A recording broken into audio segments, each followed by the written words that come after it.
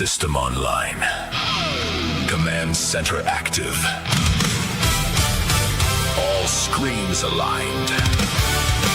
Signal locked. Let the entertainment revolution begin.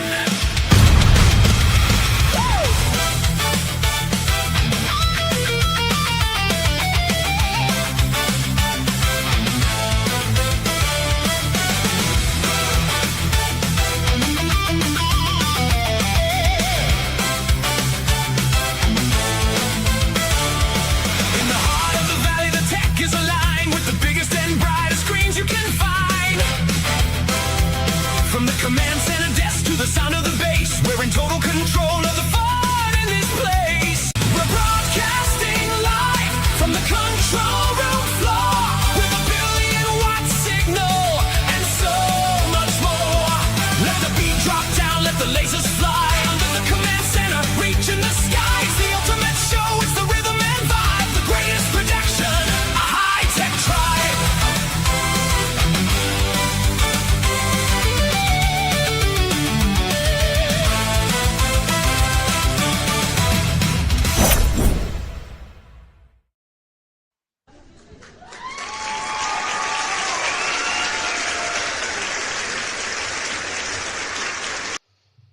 Good morning, ladies and gentlemen, boys and girls, children of all ages. Tracking Culture Media and Art by Macara proudly brings to you the new and improved Command Center podcast.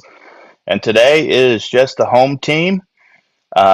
We had some guests lined up, but unfortunately, as it happens from time to time, they both had, other things come up and took precedence. We completely understand, and we open doors for them whenever they want to come in and come on in the future. But today, like I said, it's just me and Mac. We're going to be holding the fort down, or the command center down, and we got a few topics in mind to talk about. And Mac, how are you this morning? Doing pretty good. How are you? I'm doing pretty good. I've been looking forward to today for quite a while. I've been working on this intro for the past week. Running it by you, and late nights annoying you telling me let me go to sleep, and I'm like, I'm sorry. Yeah, I tend to get a little cranky when I'm ready for bed, but that's like, I'm usually an insomniac, but when I'm ready for bed, I'm ready for bed. Right, I understand that. Let's look at the chat real quick before we get into our topics. We got John Ambler was first in the chat. And Memorial Day, yeah, that's understandable. Honestly, these days anymore, I don't really pay attention to holidays other than Halloween and Christmas. So Memorial Day is just another day. But that being said, we do need to give thanks and appreciation to those that gave their lives, for our freedoms here in this country. So it's much appreciated. So happy Memorial Day to everyone and everyone who's lost family members. So let's see here. We've also got Anjanette. Thank you, Anjanette. Thank you for being here.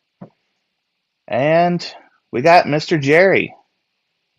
Hello, Jerry. Hello, John. Hello, Anjanette. Let's see here. And John Ambler liked the intro too. Awesome. And if you like the intro, stay around for the credits. We got a new credits that we'll show at the end. Let's see here. John Ambler says, yeah, 3-day weekend for me, and it snuck up. That's always a happy surprise, honestly, though, when you got multiple days off and it just hits you and you're, oh, okay.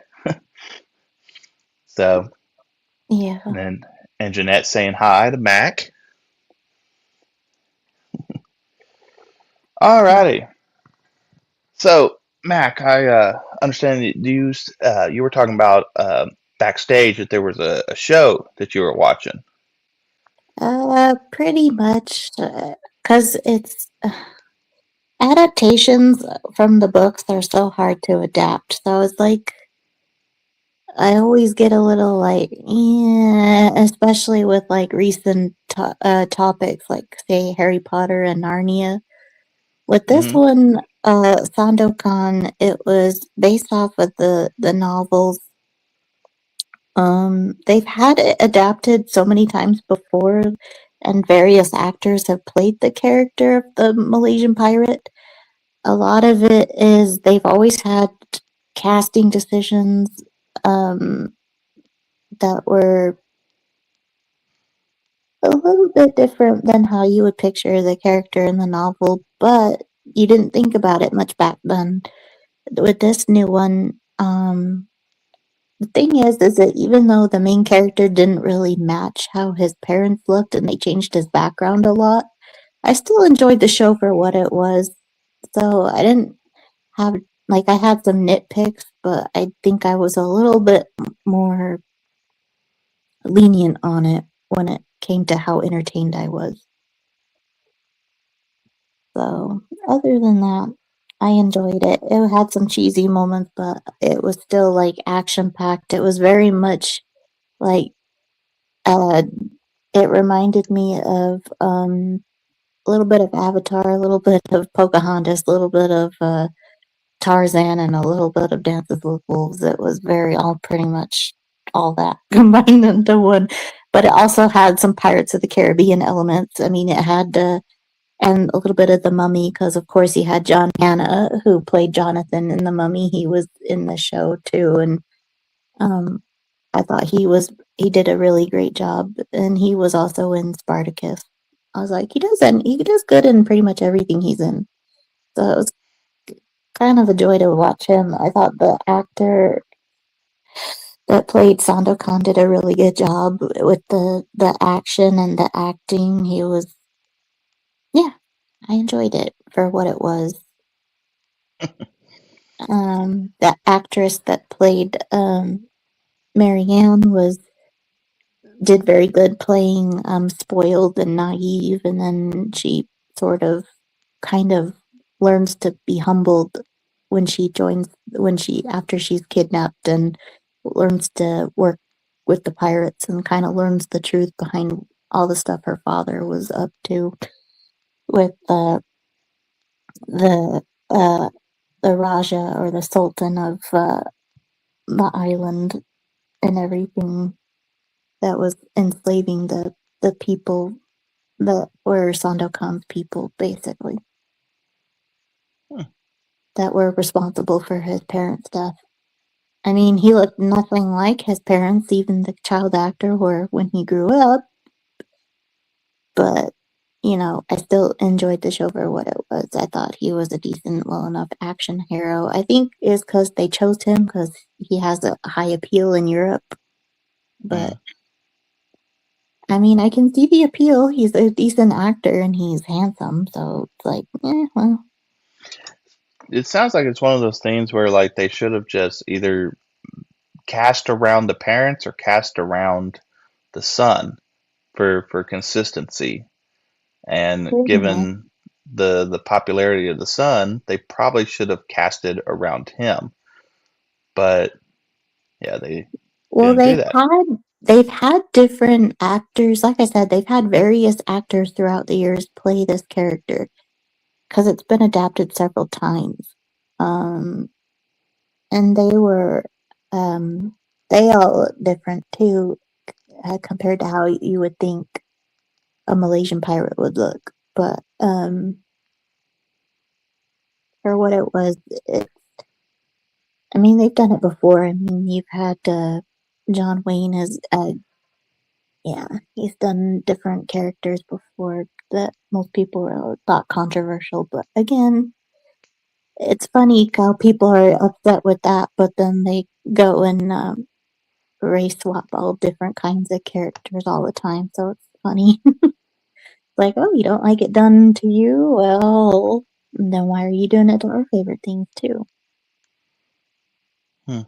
I mean, there's been times when race swaps have uh, improved a show, or even just they're not as serious as most people make it out to be. But again, it's like if you don't like it one way, then why would you like it the other way? Yeah, I saw someone posted on X this morning in reference to Napita Nwango, and apparently she turned down the role for the Woman King. Um, and her reasoning was that it wasn't as accurate enough to the African heritage. And then the person was like, well, but she accepted the role of Helen of Troy and basically called Yeah. her a hypocrite. I was like, well, yeah, I guess.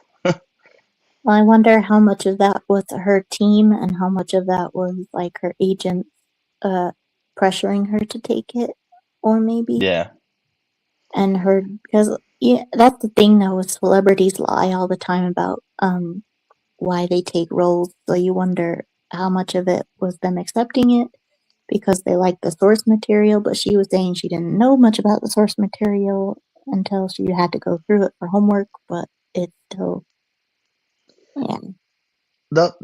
the whole like relationship between like agent and actor, I think is so ass backwards because the actors pay the agents. Technically, on paper, the agent is supposed to work for the actor, but I've heard so many cases of where the agent is actually the one booking the actor into roles, and the agent basically blackmails the actor into it, and the actor basically has no say in their own career. And if it's a top tier agent, they really have no say because then the agent's like, well, I'll just leave you. I'll just drop you as a client. And it's like, in reality, it seems like the actors are just employees of the agent, but they pay the agent instead of the agent paying them. Yeah. Because if like she had as much they probably didn't like that she turned down the last role, but again that's she turned it down for personal views and again that show flopped and I don't she made a good call on that one, but for this one it's I don't wonder how much say she has in it, but if she took it because she thought it would be good for her, but again it's you have to think about it from the audience's perspective. Hello, VJ the Vigilant. You have to like take it from the audience's perspective of how they would feel about it because again, they're the ones who go to see the show. They're the ones who spread word of mouth, and so if it's going to affect the bottom line and hurt your reputation, then why are you taking it at all? Right.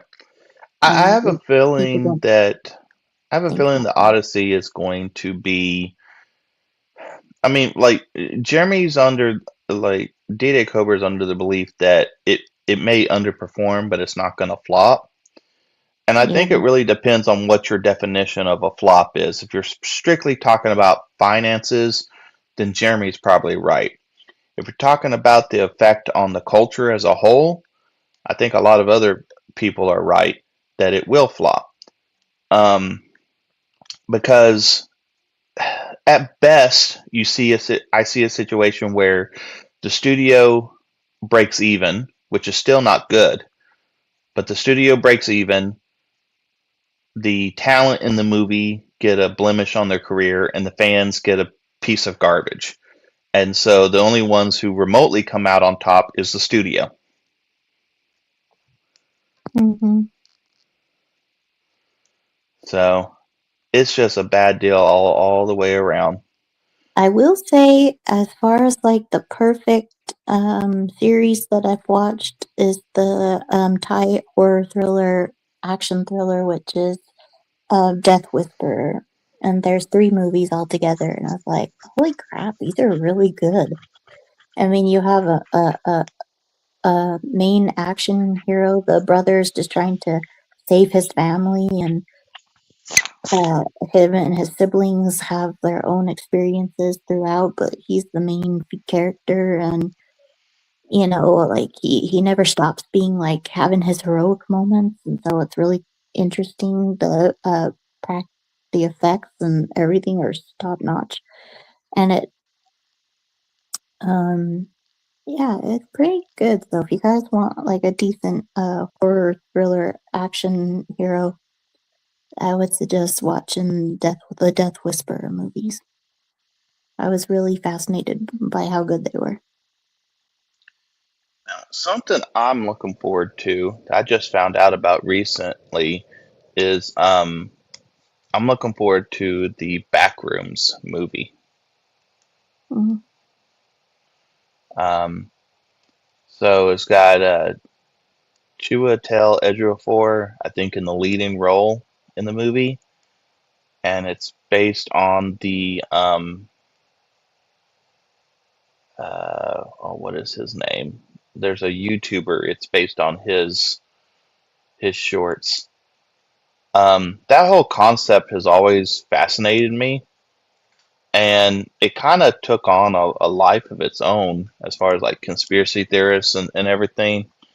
Um, if nothing else, I think it's an interesting thought experiment when you're like dealing with like quantum physics and stuff. So I'm interested to see what they come up with.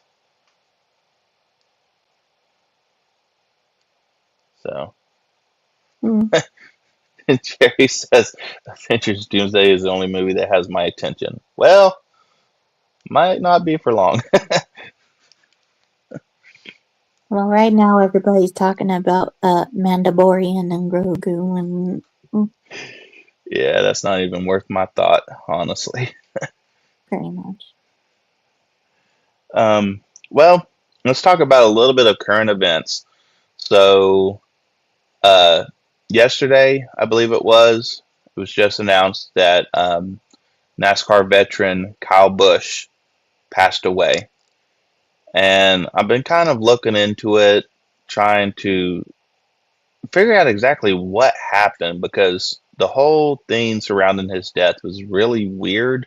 And I still don't fully understand it. But so he just won a truck race last weekend, this past Saturday. And it was really weird because he was interviewed, and the interviewer asked him what makes these races this late in his career so special, and he said, because you never know which one will be your last. And then just days later, he's gone. Now, supposedly he'd been dealing with severe sinus issues. Um, I guess the weekend before at Watkins Glen, um, he requested the doctor meet him at his trailer after the race to get some sort of shot or whatever. There's people speculating that his death may have been caused from the G forces, which I'm not a scientist, I'm not a doctor, so I couldn't say yay or nay which one. But he was supposedly from the 911 call, he was coughing uncontrollably, coughing up blood, and he kept saying he was afraid that he was going to pass out. They get him to the hospital, and then it's like a couple hours later he's declared dead. The Mm, whole thing just feels really weird. They never really like in the article that they released about his cause of death, they never actually that I saw stated an actual cause of death. They gave an explanation of what led up to his death, but not an actual like clinical cause of death. mm. So I'm not too familiar with it. I see people posting about it. Jeremy was talking about it, but a little bit of like some things I'm more up to date on, and others I would don't know until like or yeah. But it's sad when someone passes away and you don't really understand much about it. But yeah, my heart goes out to his family more than anything. Um, he was crazy about his children, and he was a mentor to his son who was already winning races. I think his son is just starting in late models. Um, so yeah, that just the whole situation is sad. And then you had people getting into the similarities. Apparently, there's similarities to Kobe Bryant's death, both being 41, both's number were 8. And I don't know if this is true or not, but apparently both of them had just finished like a settlement or whatever against insurance companies. And then days later, after the settlement, they pass away. So I don't Mm, know. That could be coincidence. Um, I think it's worth looking into, but I'm not going to say if that's significant or not. I don't know. I'm not involved. So let's see here. Jerry says the coughing of blood is a sign of lung cancer. I was shocked when I heard. That's that's crazy. And then you got to ask, like, has this been a concurring issue? Like, was this a one-time thing, or has this been happening consistently? You know, um, yeah, it's just sad. mhm, Well, moving on to maybe not as positive, but probably a more fun topic. Let's talk about what happened last weekend and the infamous lack of fight between Ronda Rousey and Gina Carano. First and foremost, I want to give Gina Carano congratulations for the work that she put in to losing the weight and to get into ring shape and everything. That is a victory in and of itself. I will say that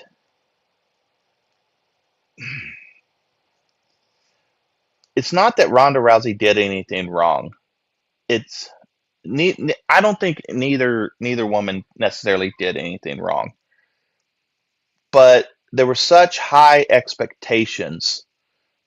I would have thought that Ronda would at least try to put on a little bit more of a show instead of just trying to go for the win right at the beginning. mm, Um, but then again, she's that killer mentality, and you don't become the the champion she was without having that kind of mentality. Um, At the same time, I don't think that necessarily Gina Carano pre-planned this or anything, but I think she had it in her mind that, if Ronda got the armbar in, she's tapping regardless. And I think that's what we saw. So, I kind of disagree because it's uh again, Gina is a striker, Ronda is a grappler. So right. Ronda's gonna go for the instant kill and takedown because it's not gonna be like it is in the movies where it's dragged out and suspenseful and uh yeah, it's gonna be quick and to the ground with a grappler because again, they're going for the legs, they're going for the easy takedown. If Gina had been paired with another striker, it would have been probably a different story. But would it have gone on a little bit longer had she thrown a different move, like a few jabs? Sure. But Ronda went for the instant leg and takedown because again, when you're in MMA, you see how instantly fast people start getting exhausted, Hmm. and you don't want it to drag out. Men have a little bit more endurance, but with women, it's easy to get exhausted. And Gina had already started Gina was losing weight, so her body was, your body goes through a lot, and she's been exhausted. So yeah, there's gonna be a quick takedown. It's not gonna be like dragged out. So there's a reason why it didn't go as long as people wanted it to, and I think people need to give Rhonda some credit because I think she both kind of knew that her and Gina both were exhausted, and she wanted it to be quick. She's Well, I not. mean, She's not built for a long sparring. That's the thing. The movies always make it sound like it's you're gonna fight for like this and get this shot and this and it's gonna be epic and it's not always like that.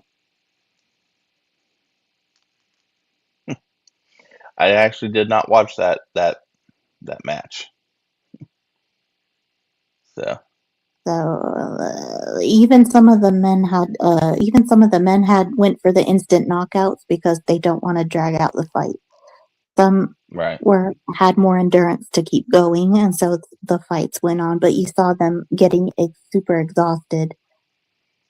You saw Perry getting exhausted when he was fight and Diaz and everything, and it was just a whole thing. I felt bad for Diaz. I was watching that and I was like, dude, like I commended him for having the heart not to give up, but at the same time I was like, I think he pushed it a little too far. I think the other guy had that match won a lot sooner than when it finished. And I think Diaz was just kind of putting off the inevitable. Yeah. So ultimately, I enjoyed the card as someone who doesn't watch MMA. Now, I saw a Hmm. lot of people who do watch MMA just trash the card up and down. But, up until the Ronda Gina fight, I had a lot of fun. Um, Hmm. and I have no delusions about that. I understood that Ronda's a killer. I mean, they're both killers. They're different kinds, as you mentioned, with Gina being the striker and Ronda being the grappler. Um, it's almost like to a certain extent, the people who are hyped for the fight wanted it to be a little staged because they wanted that drawn out fight. Yeah, but it's not. It's not.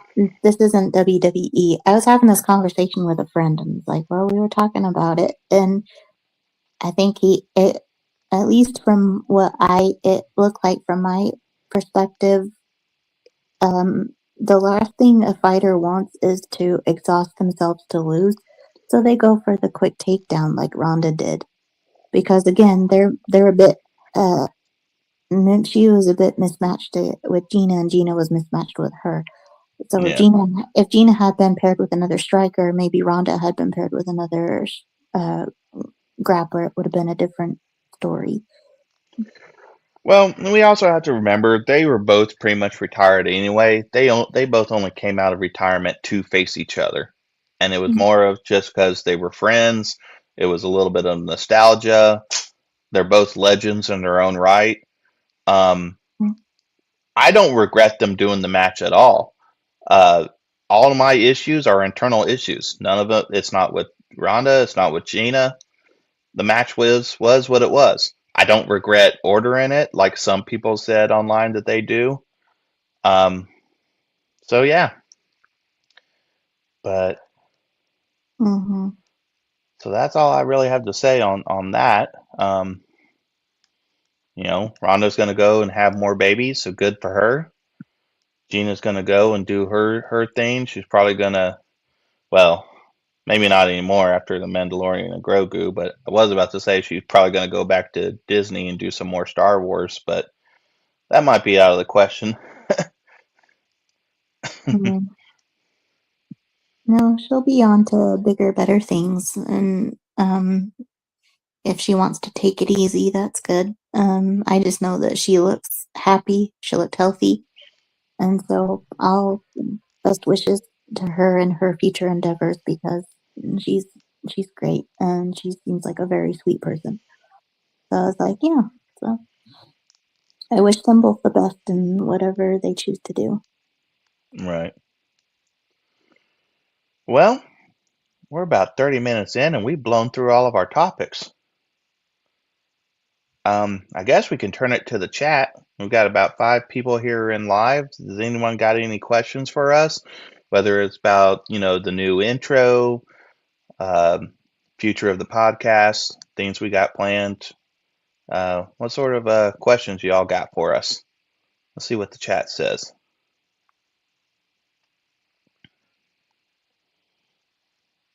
And cue the Jeopardy music.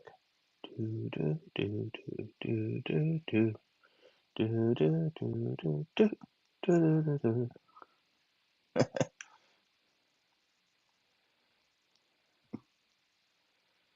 Has there been Uh, any? Has there been anything you've been watching lately? Actually, there is. I started watching on Netflix since I have it for the month. Um, Shangri-La Frontier. It's a anime. It's a couple years old, and I'll get into that. Jerry's got a question here. Says, do you think Avengers, Doomsday, and Secret Wars can save Marvel? Only if Short they answer, no. only if they maybe do a reboot and stop with the multiverse. Yeah, I'm one that I do like multiverse when it's done right. They're just not doing it right. So, I think it um, overstayed its welcome and they can do something else. They could do yeah, individual characters and stop focusing on bringing everybody together. Unless they do like separate teams, like focus on that. But again, they keep bringing DEI crap into it, and so these yeah, aren't. Same with DC. Everybody wants to do the whole multiverse and everything and the team ups, but they have to focus on, first of all, you need to focus on solo characters. And then if you do teams, do like the smaller teams and kind of stop Guardians of the Galaxy in them and all yeah. that. And the thing is, what's sad is like this has been a long-standing issue with Marvel. Like this, Fox was doing this. This isn't just like um just with Disney Marvel. Like when Fox before the buyout, they were doing it with the Fantastic Four and the X-Men. And so like it's just exhausting. They just keep doing it ad nauseum. So Mm-hmm. stay Yeah, here, John Ambler's got a couple things here. He says, I'm just chilling. I did watch Mortal Kombat 2 last weekend, which is the first time I went to the movies since John Wick 4. Wow. Okay. yeah, the John Wick movies are good. I like them. Says also recently getting back into watching anime and playing more video games in my spare time. There you go. So here, John Ambler says they stopped the MV now. I hope then they can prepare. Well, we'll see. I think The he means current repair the damage. the current heads of Marvel right now are probably not interested in repairing any damage they've done to the multiverse because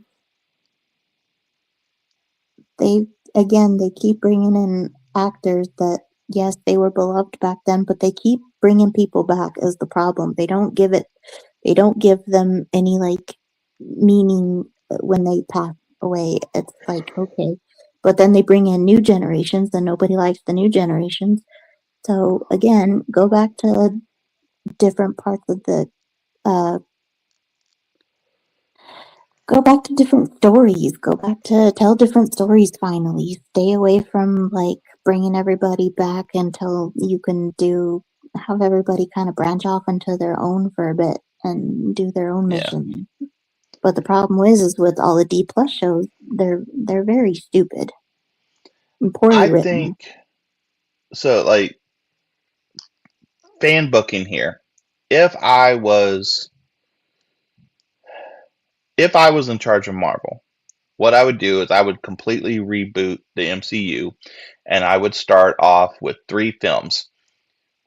I would do an X-Men film, not a team up X-Men. I would do an X-Men film, whether it be Storm, Wolverine, something that is a solo movie, but it starts the ball rolling into X-Men. Then I would do a Fantastic Four movie, not what they gave us, and then I would do a Avengers movie, something that again, whether it be like Captain America, Iron Man, something that starts the ball rolling, and just repeat the strategy that they did with leading up to the first Avengers movie, and you keep the 3 franchises separate for the first 5 years, and then the next 5 years it culminates into a big team up movie.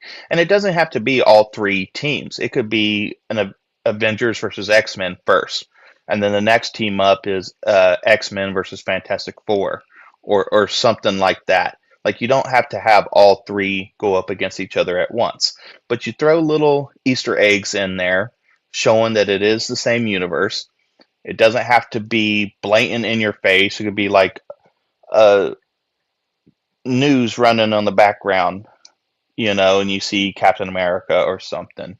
Or yeah, go even random and do a Gambit movie first. Like, as Um, ridiculous as he is, Channing Tatum as Gambit is fun.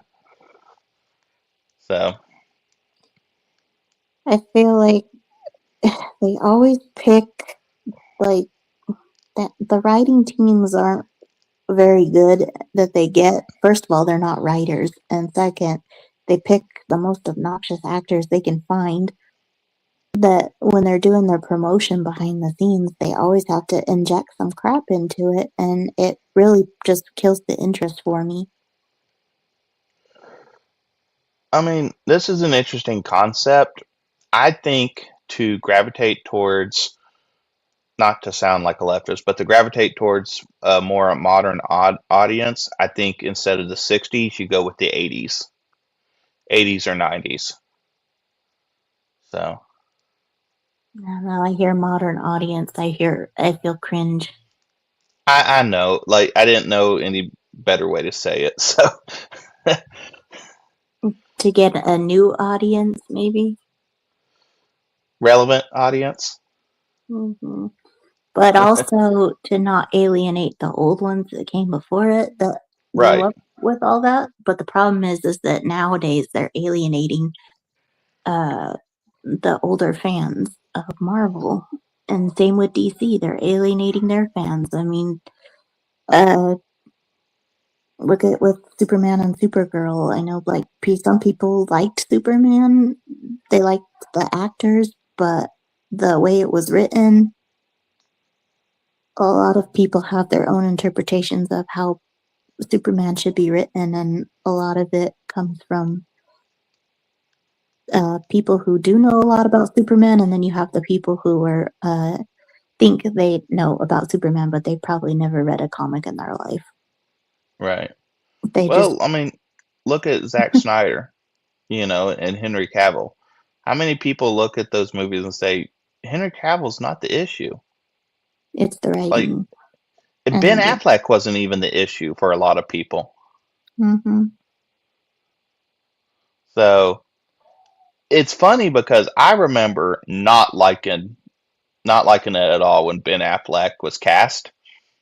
And I think then I saw Batman v Superman and I was like, okay, that's actually pretty sick. I didn't like BVS, but my thing. I think a lot of it was the movie was just yeah, and I didn't care for. I like Jesse Eisenberg, but I did not like his Lex Luthor. Um, I think that Brandon Routh was also a very good Superman, but the movie wasn't. It was poorly written and very poorly uh, made. But I Brandon Routh, remember it being boring. Just well, Superman Returns was, for me, it was boring. yeah, but I thought Brandon Routh did a very good job, just like Henry Cavill. I think Cornslet was.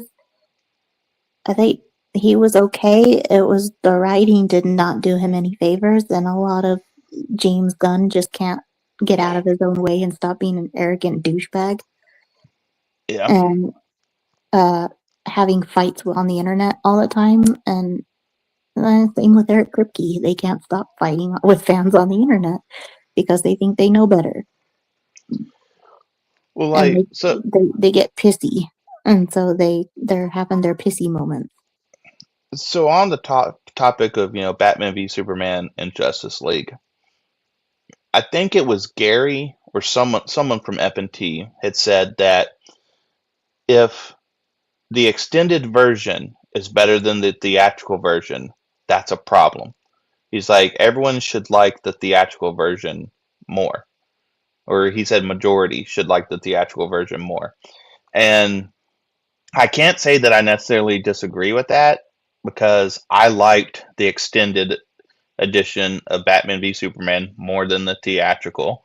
And I liked Zack Snyder's 4-hour cut of Justice League a lot better than the theatrical one that what was it, J.J. Abrams put out Mm. because of that whole fiasco. So I enjoyed those. I thought they were good Here's movies. here's a thought: just make a good movie from the start, so you don't need all that. Hmm. Yeah. I did not care for Jason Momoa as Aquaman. I think I will always die on this hill. I think maybe not die on this hill. I will stand on this hill. I think Patrick Wilson would have been a better Aquaman, and a lot of people actually kind of agree. But He's the one that was cast as Orm, Aquaman's brother, right? yes, Orm, and he Yeah. would have been a perfect Aquaman, and maybe Jason Momoa as a villain. But one, get rid of Amber Heard, obviously, when it comes to her not being in anything. Uh, a different actress would have been what's Deborah something her name. I think she was in Daredevil, but she would have been perfect for Mara. But there's many different actresses that would have been good for Mara, just not with the one we got. Um, and definitely not Ezra Miller as Flash because that would have like he completely. I can't stand Ezra Miller in anything.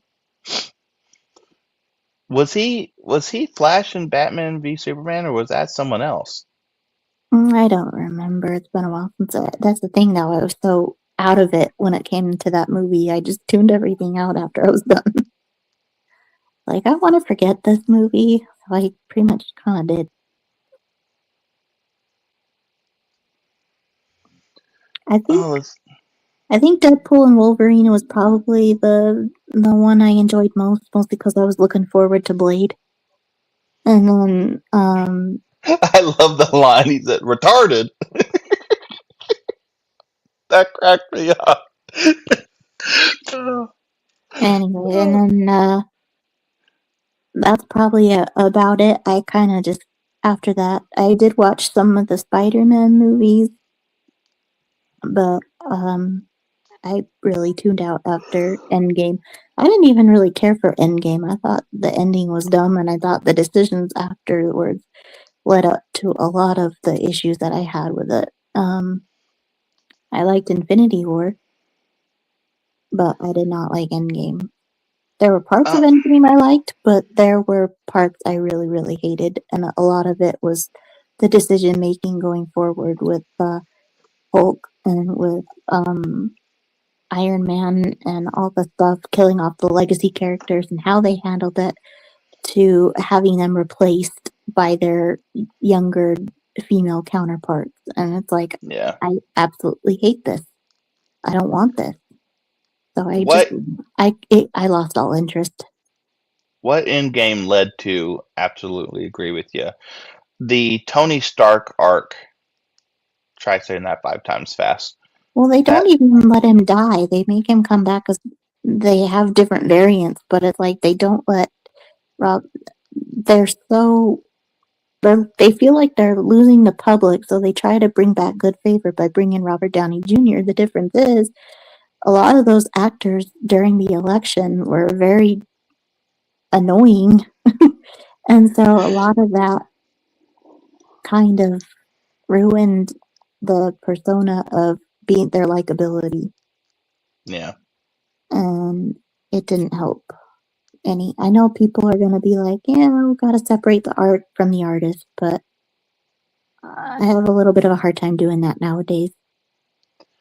I don't fault anyone for having trouble doing that. For me, I feel like if I want to enjoy anything, I have to. So there's things that I do enjoy from people that I know I do not agree with at all on politics. Um, I've said it numerous times on this show. I want Doomsday to be good. I don't think it will be. At the same time, I don't want Disney to benefit from it being good. So I don't know. On some level, I don't know what I want. I know that if I'm able to, I'm going to go see it in theater, not because I want to support Disney, but because I'm very intrigued on what is going to happen with this movie. Whether it's good or it's dog shit, I'm here for the show. So, Mm, that's the thing, though, is that I'm tired of movies that make me roll my eyes and make me more mad than I do feel joy. The whole yeah, point of going to the movies is to escape, and when you keep putting, I hear it all the time. We want it to reflect our real world. It's like I don't want to go to a nope, movie to see the real world. I want to escape it.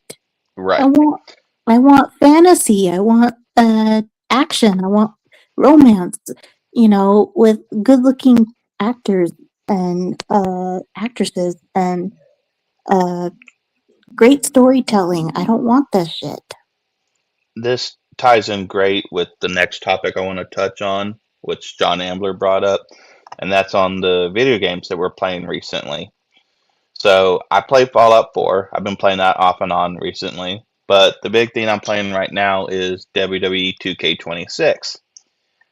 I cannot stand the My Faction mode. I do not like the island mode. I don't like any of these new modes that they're putting in because all they are just it's money farming. It's just ways for them to make money, and I don't feel like the player gets anything out of it. Now, these modes, specifically My Faction, are hard as, excuse my French, they're hard as fuck to do anything. And speaking on wanting an escape, I don't play the WWE games because I want to be an actual wrestler. I play it because I want to escape and I want to make up my own stories and everything. Um, it's not about, for me, it's not about chance or, that thrill of the fight or anything. No, I want to be able to tell the story and I want to be able to use the characters that I want to use to tell the story. But these days, half of the attires for certain superstars are locked behind My Faction. And now they've got uh, original characters locked behind the island. And it's like I use the original characters for like jobbers. Jerry knows what I'm talking about here, but yeah, I use them as like jobbers and stuff.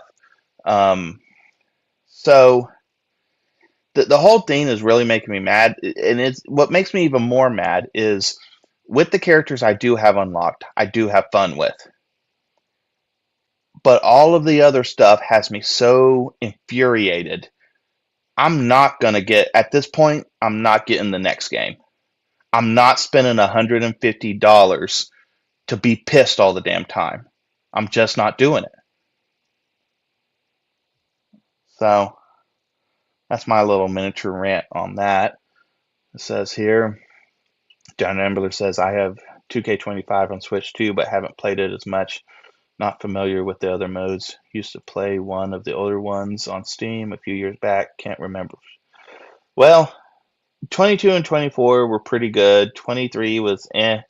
Obviously, 20 you don't even bother with that. So, VJ says here, ESPN says Kyle Bush's family says he died from severe pneumonia. Well, that's highly likely. That's at least what they're being told. So, at this point, the whole thing surrounding his death is so weird. I take everything with a grain of salt. Not that anyone's lying. It's too weird for me. Say jobber wrestlers who get paid extra to get beat down and look really weak. Essentially. Yep. So, and John Ambler says, also forgot I'm also playing Street Fighter 6. Playing the world mode, which is fun with. Cool. I haven't played a Street Fighter game in a while. Um, yeah, I'm mainly right now just going back and forth between WWE and Fallout 4. Uh, you playing anything right now, Max? Nope. I just mod the game stream. She's like, I'm a watcher, not a doer. Well, I mod for Jeremy when he plays, and I also mod for Can Man. Yep. So, Yeah, Can Man. I love hopping in his streams. Not so much when they play Repo. I like Repo only because it's funny when they're turning on Simpy, and then they release the Simpy mod, which is funny. Yeah, Watching Simpy get chased around by his own mod. it's not as easy for me to roast Simpy when they play Repo. Yeah, but I also enjoy when they play Party Animals or when they play Super Battle Golf. Party Animals is probably the funnest one. They don't play it as often. Mm, So Fortnite is okay. yeah, Simpy's always saying, "Oh, I got more kills," and it's like, "Yeah, how many of those did you steal there, bud?" I don't find Fortnite as entertaining, but uh, at least when they're being silly, then it's more entertaining. But most of the Yeah. time, I'm just there to hang out in the chat, and mod. But yeah, I enjoy when they do play when they play Party Animals and Repo. And Super Battle Golf is funny because they're all like targeting each other when they're trying to line up their shots. So Jerry's got a question for me, which I don't know if I'm going to get this right, but he says, "Wrestling question, Draken. Who's the first WWF Triple Crown winner? Think carefully." I want to say, I don't know if this is right. I want to say it was Jericho, Chris Jericho. We'll see if Jerry says if I'm right or not. But that's the first name that's coming to mind. And Jericho's also the one who unified the WWE and WCW championships. So, oh, yeah, well, I got that wrong. Okay. Well, okay, so the Triple Crown, originally the Triple Crown, if I remember correctly, was the WWE title, Intercontinental title, and European title. And that was considered a Triple Crown winner, someone who won all three. Um, if it's not Jericho, it's probably HBK. I'm probably still wrong, honestly. Help him out, Jerry. Yeah, In the meantime, let's see here. John Ambler says Street Fighter 6 has a world mode, which is like an open world mode where you have a custom fighter and can learn different styles from the Street Fighter characters and mix movesets. That is pretty cool. It says no world title, IC title, and tag title. Okay. See, now the Triple Crown does not include uh, the tag titles. It's the U.S. Intercontinental and World title. And then you're a Grand Slam champion if you win U.S., IC, World, and Tag, which is weird because a Grand Slam, well, I guess it's technically four, because a Grand Slam is when the bases are loaded and then you hit a home run. It's a baseball reference. So hmm. WWE does a lot of referencing other sports, which is kind of interesting. Because like they have the WWE draft, which is a reference of the NFL. They've got the Triple Crown winner, which is a reference from Derby horse racing. First was Pedro Morales in the old Worldwide Wrestling Federation, but the answer I seek is okay.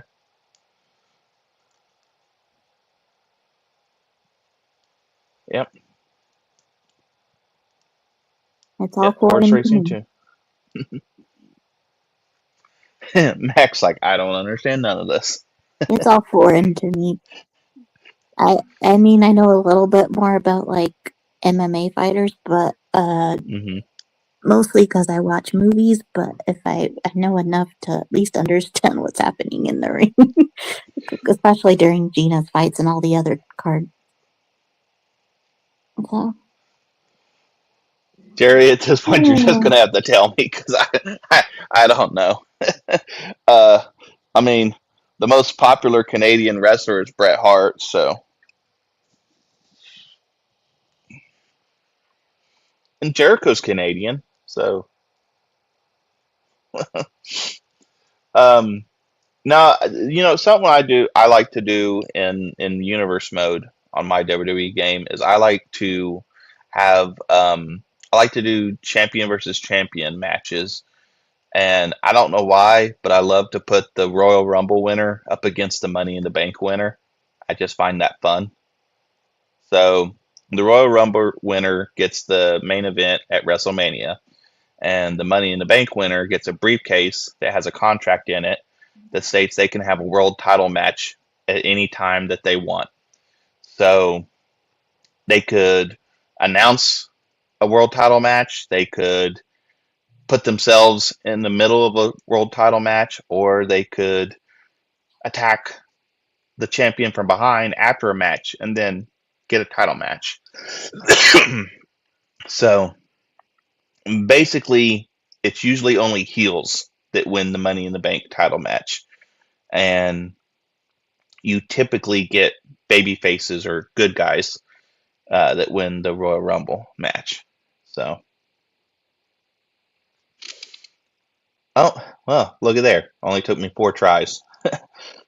Bret Hart won the tag titles in 87, IC title in 91, and 92 pinned Ric Flair to win the world title. Okay. The more you know.